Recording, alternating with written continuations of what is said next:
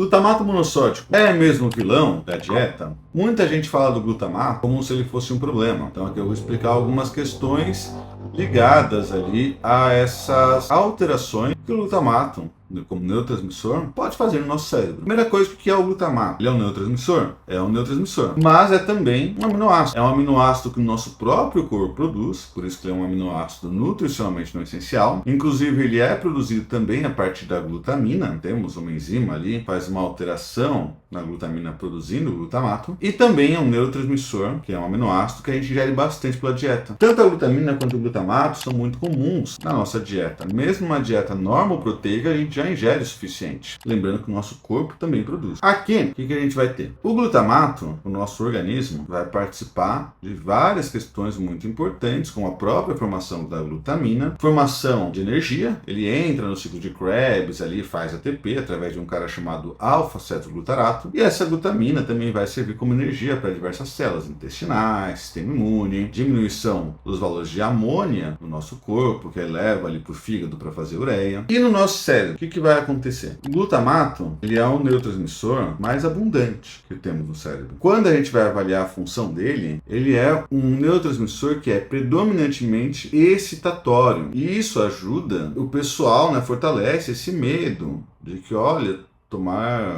usar alimentos ali com glutamato monossódico vai ter uma ação muito excitatória, vai deixar ansioso, vai me deixar agitado. Não é bem assim, gente. Isso aí vem de uma ideia que vem no mecanismo contrário, né? Que é, quando a gente tem um neurotransmissor inibitório, principalmente o GABA, o ácido aminobutírico, a gente tende a ficar ali, né, mais tranquilo, relaxado. Tanto que o GABA, né, esse neurotransmissor, ele é alvo de diversos fármacos, que são os benzodiazepine, por exemplo. Então, esses fármacos, eles vão agir também em receptores GABA e aí, consequentemente, né, vão diminuir essa excitação, levar a um estado de sedação, por exemplo, um relaxamento, tranquilizante. É meio que o raciocínio contrário. Bom, então se eu agir no glutamato, vou ter o efeito oposto. Vou ficar ansioso, vou ficar agitado. Não é assim por quê? Porque o excesso de glutamato, ele é removido pelas células da glia. Então nós temos células como astrócitos que ajudam nessa remoção do excesso de glutamato. Então no nosso cérebro nós temos neurônios e gliócitos. Gliócitos nós vamos ter dentro deles, né, dentro dessa classe, os astrócitos que fazem isso. Removem o excesso de glutamato. Quando a gente vai avaliar a quantidade de glutamato que a gente tem no nosso organismo, ela é muito grande. E não existe isso de neurotransmissor bom, neurotransmissor ruim. Justamente porque o glutamato, ele atua no aprendizado. Então, quando eu estou aprendendo algo, o glutamato, ele está, por exemplo, assim, um pouquinho mais elevado. E aí eu estou aprendendo, ele sobe um pouquinho mais. Geralmente, o glutamato, ele se comunica com receptores, né, que a gente chama de receptores AMPA. E aí vai fazer a função fisiológica dele ali. Quando eu tenho um disparo maior de glutamato, como num aprendizado, ele vai se comunicar com outros tipos de receptores. O que vai acontecer?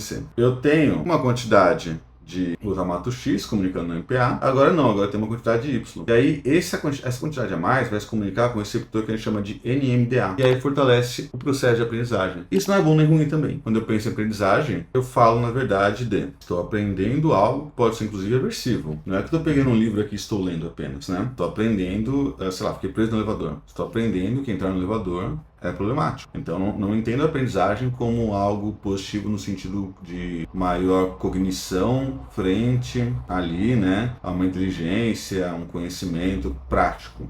Tá? Aprendizagem, quando a gente fala de comportamento, né, quando a gente fala de análise de comportamento, é aprender que determinado comportamento gera determinada consequência. E o glutamato faz parte disso, através dessa ação maior, que aí para de comunicar apenas com o MPA, esse receptor, e se comunica com os NMDA. Onde entra o glutamato monossódico aí? Em lugar nenhum. Por quê? A quantidade de glutamato monossódico nos temperos, né, shoyu, sazon, sopa, é muito pequeno, tanto que ele é seguro, né, se a gente vai avaliar a avaliação da OMS, a avaliação da FDA, né, Food and Drugs Administration, o glutamato monossódico é seguro. Então, o problema não é necessariamente o glutamato. O problema é que esses temperos prontos, eles vêm com excesso de sódio, não o glutamato por si. E o sódio, de uma maneira excessiva, aumenta o risco de pressão arterial sistêmica, justamente pelas alterações ali no volume celular, quantidade de soluto, solvente, aumento de aldosterona, né, que vai controlar ali também vasoconstrição, isso a longo prazo. Então essa quantidade de glutamato